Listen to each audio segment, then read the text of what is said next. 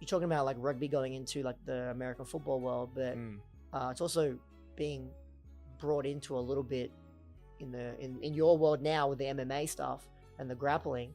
That feel like that made a really easy transition for you to do that? Yeah, the sports are so similar, like combat sports and rugby. Like rugby, like people say it's just running with wrestling, basically. And so within combat sports, well, that's one of the reasons it's easy. The other reason that the transition is relatively easy is like combat sports strength conditioning is generally pretty far behind the times compared to other sports. And it's not a fault of the sport, it's just that the sport is relatively new professionally and doesn't have the same systems in place. Like rugby and football, we have teams together on full-time contracts and they're together all year, every year. And so there's a lot of investment, a lot of learning in there. Whereas in combat sports, it's like one guy goes to his local gym, For sure. finds a personal trainer,